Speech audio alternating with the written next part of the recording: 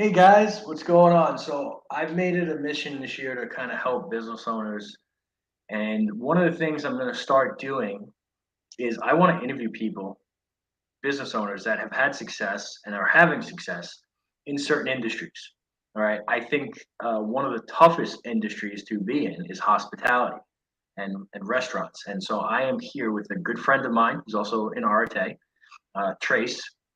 Trace, introduce yourself. Tell us a little bit about the beginnings, and then I'll ask you the difficult questions, brother. Sure. How's it going, everyone? Trace Moore. Um, like you said, I've been in the hospitality industry, so I started with a food truck with my wife. She's my business partner on all my ventures as well. She's just as ambitious and she's brilliant with personnel management. So we started with a food truck as a means to an end to buy a bar. It was always her dream to own a bar. I didn't really know what I wanted to do yet, except for that I wanted to be in business. So I dove into these with her. We started with the food truck. After about 5 months, had the opportunity to buy the bar. We bought the real estate, built it out, and expanded it a little bit uh, pretty quickly. Within a few months, we were able to buy the uh, 5 lots surrounding the bar and redevelop those into a new restaurant and expanded the bar yet again to now being about 3,300 square foot bar with about a 6,000 square foot patio area, with the food truck still servicing the bar. So right next to it is our new concept, that's going to be named Konala. Uh, it's healthy fast food, drive-through only restaurants with a patio area outside. We'll have that one open here within about 2 months. That's So we awesome. started, we started the food truck in 2018 August. The bar we had it open by the end of February 2019.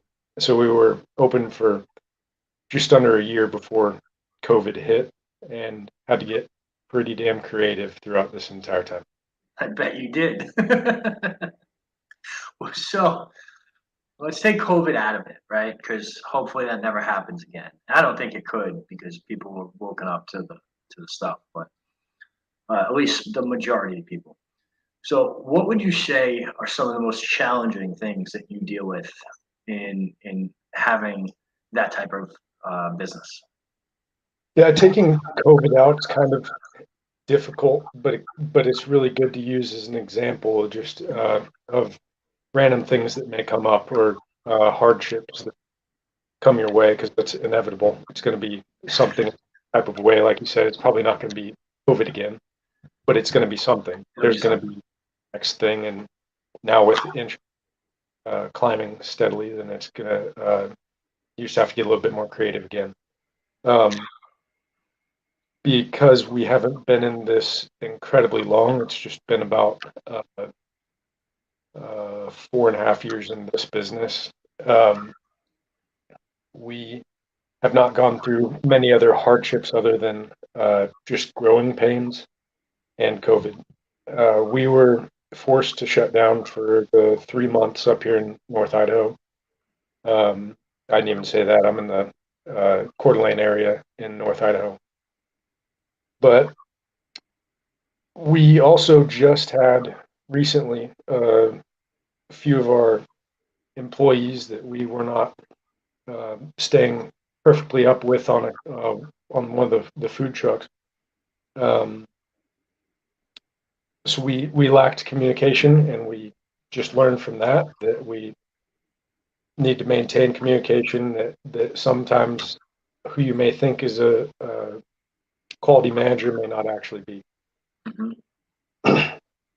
To not move so quickly that you forget to check in on the people that may have once been a superstar, um, and to never stop pushing them to grow.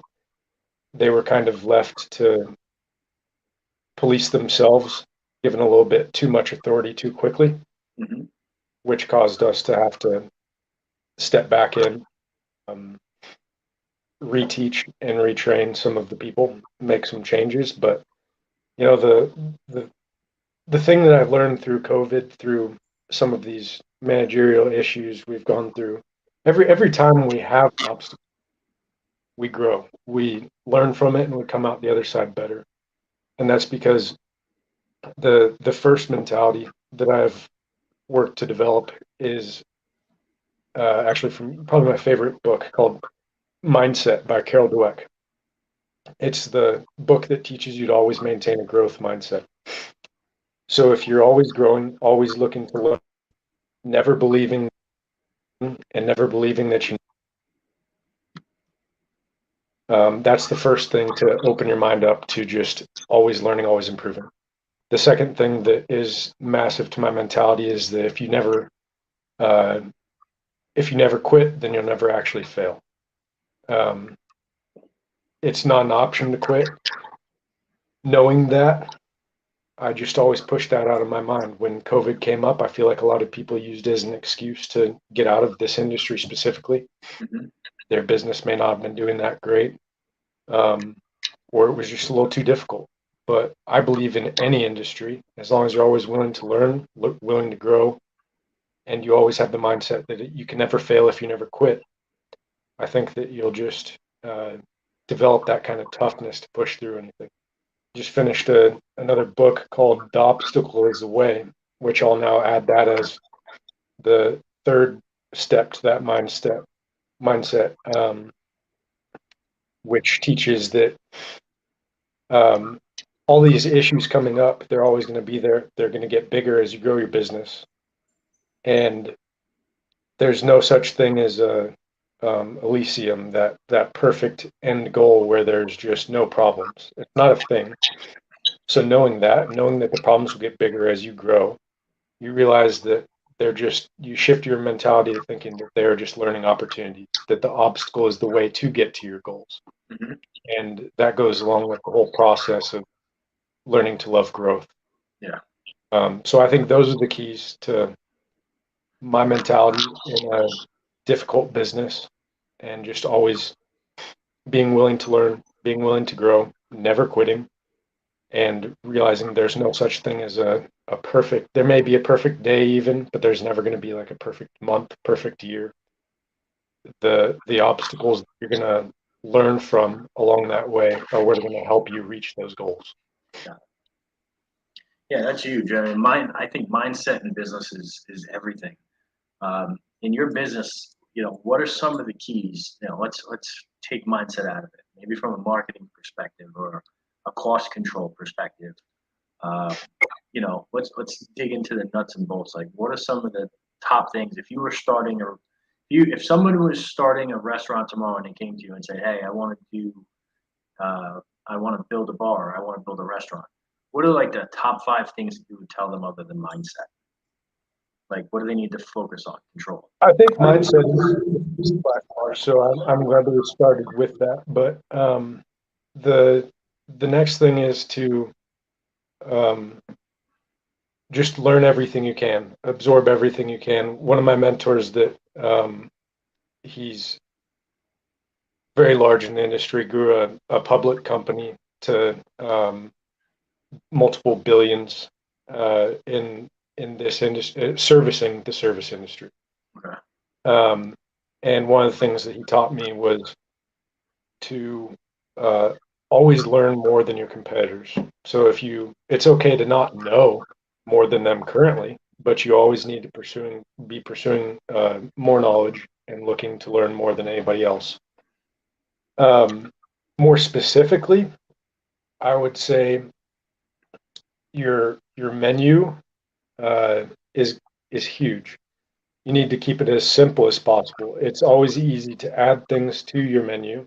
It's very hard to take them away. So with all of our menus, especially with our drive-through restaurant coming up, you're able to maintain quality, consistency, and speed much better if you can just keep your menu simple.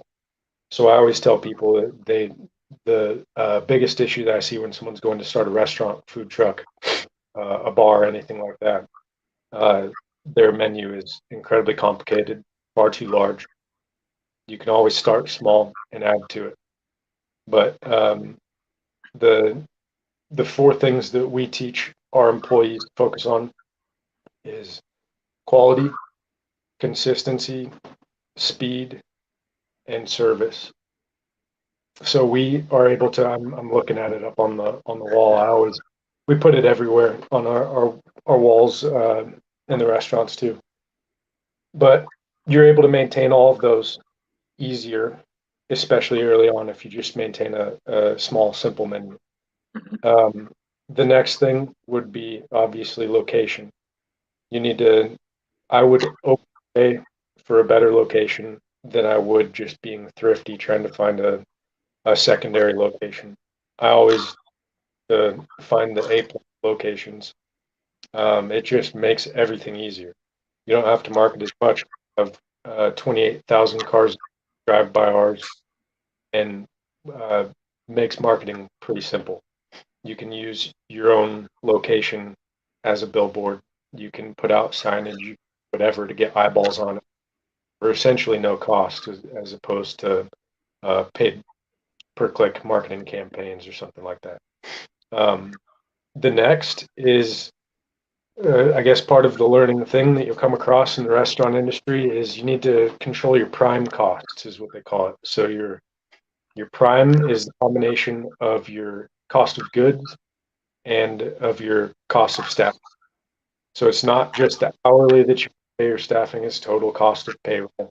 And it's not just cost of like a single menu items ingredients, it's out the door costs. So it's including packaging.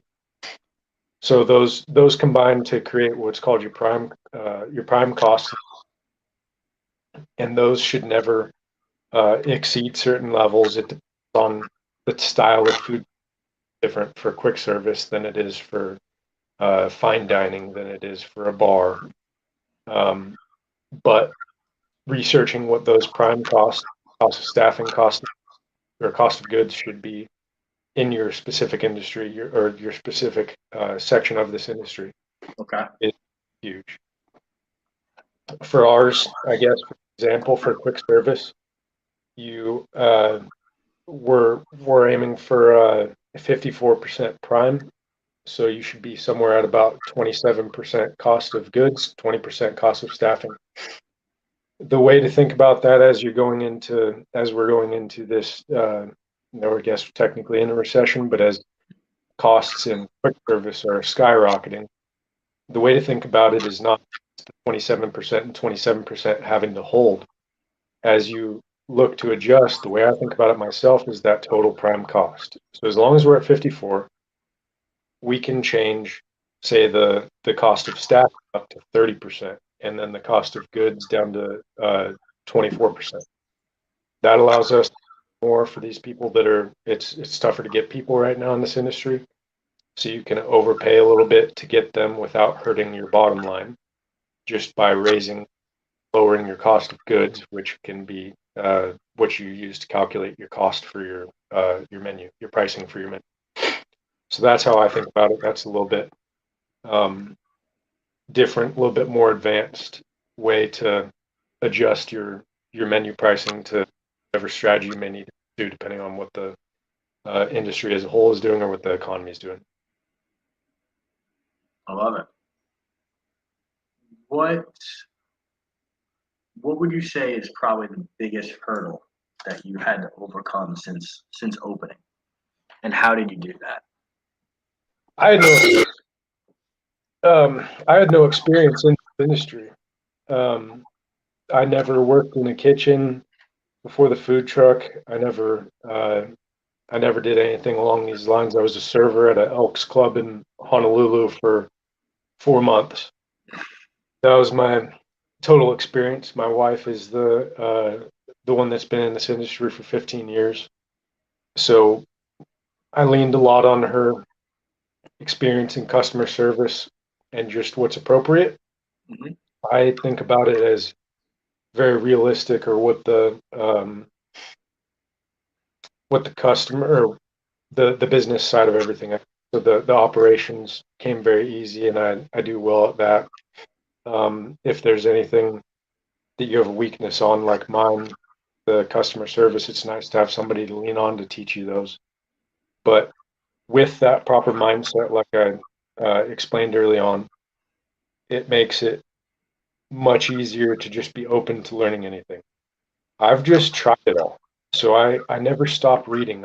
I go through every article I come across in this industry. I know exactly which ones to read. I stay up on trends, magazines, books, talk to other people in this industry. I obsess over it. So by always wanting to learn more and learn more than my competitors, uh, I've now passed them, all of them in sales, in growth trajectory for the ones that are in this area. The local competitors is what I'm talking about. We're passing all of them, past them already. And that's because a lot of them just feel like they know enough, or they just get a little bit stagnant. And with that mentality of always wanting to learn, never being able to fail, I just tried everything.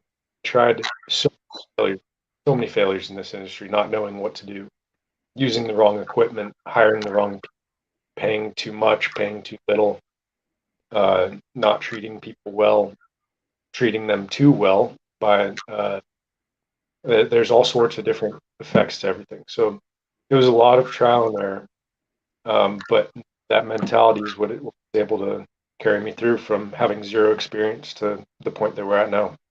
Correct. And one of the things that I think businesses need to focus on, let's take out the financial aspect of it, right? Because this isn't about me. I think is creating a quality experience for the client and create raving fans, right? Because no matter what industry you're in, no matter what vertical you're in, what was that? That book too, by the way. Yeah, that's a great book. I love it. Yeah. Yeah. But creating raving fans, because that's always going to be your best market, right? And as a restaurant, you said you key on those four things, but how do you teach your staff? How do you teach your team to make sure that no matter what, you're creating raving fans? Because I think with food, okay, food service bar, if somebody speaks very highly of that place, um, the sky's the limit, right? That's going to spread like wildfire. And the reverse, if someone speaks very poorly of that place or restaurant, it can also have the same damaging effect as opposed to a positive effect. So, what are some of the keys to creating those raving fans that you utilize with your team? Passion uh, all starts from your mission, your value, um, your core focus, your minimum standards. So I think it all centers around your mission to begin. Jamie, my wife, her mission for the bar and the food truck was to create a place that everybody's comfortable, to make it feel like that house party. So our bar is like, we have, I'd say I could go in there at any time, and I know 80% of the customers that are in there. Our return customers are uh, raving fans. We keep people for years. Um, Anybody else that comes in new to the bar, it's just like the show Cheers. Like everyone knows their name. Yeah. They know their drinks. If they don't know their name, some people are memorized by their drink order. But everybody feels like family. And if they don't know anyone or they feel like they're off by themselves, then there's just now, because we used to do this as owners, our managers did it. There's random customers. They'll grab a customer that's off by themselves and ask them to just come and join them at the table.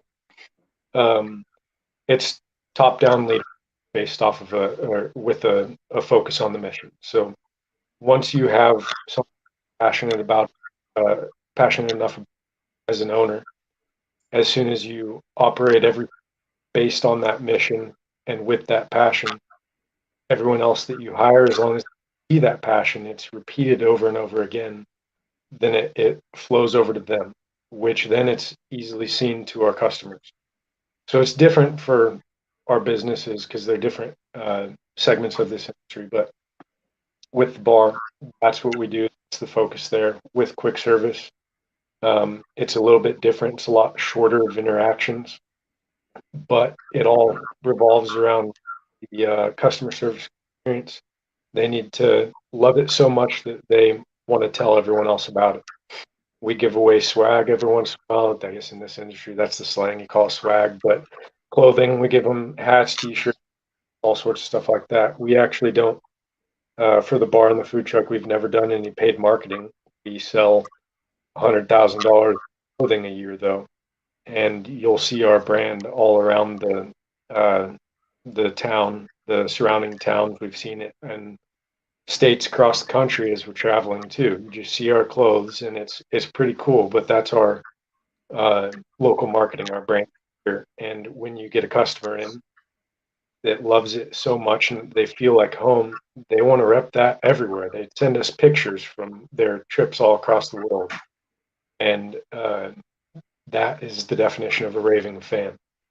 In any industry, just like in the quick service, we're going to do a completely unique style of ordering. You're not going to order from a speaker.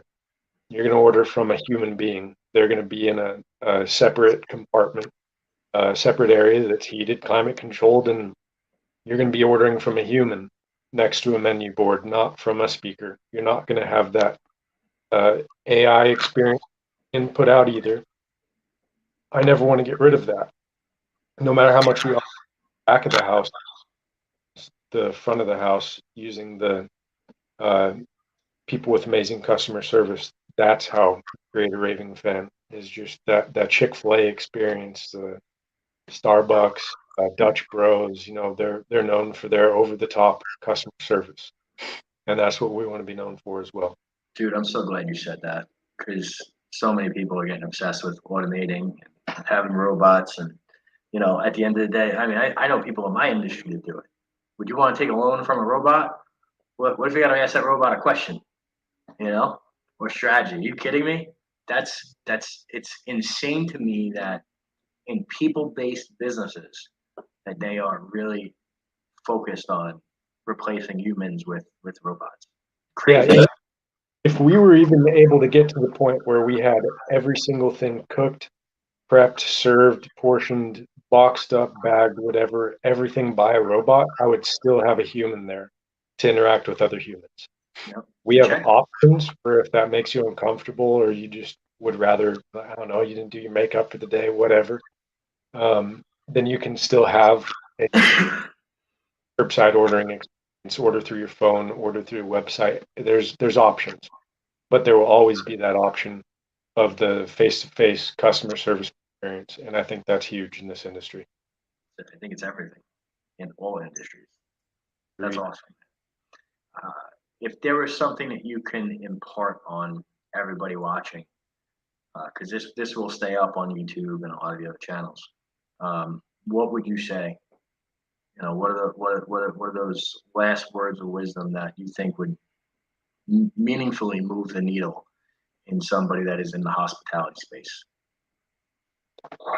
In this change now than it ever before, due to COVID, but I would say with how rapidly everything is changing, with AI options, with robot automation, it is very important to stay up on the trends, to never stop learning.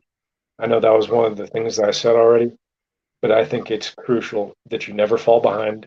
You're always looking for the next thing, always looking to grow. Never drop that growth mindset. You're never done. Dude, I love it. Man, thank you so much. This is the first one I've done. I'm so glad that you came on. Thank you. Yeah, From a random reach out earlier. Dude, exactly. thank you so much. I appreciate you, brother. I'm always here for you. I And appreciate guys, where can Trace, if somebody wants to either visit the restaurant, pick your brain, or just get to know you, can you let people know where to find you? Yeah, the restaurant, Konala.com, KONALA.com. That's our domain. I'm better about posting and growing my social media. So Trace Miller on Facebook, Trace H Miller, TRACEHMILLER on Instagram. Awesome, man. Hey, I appreciate it. Thank you so much.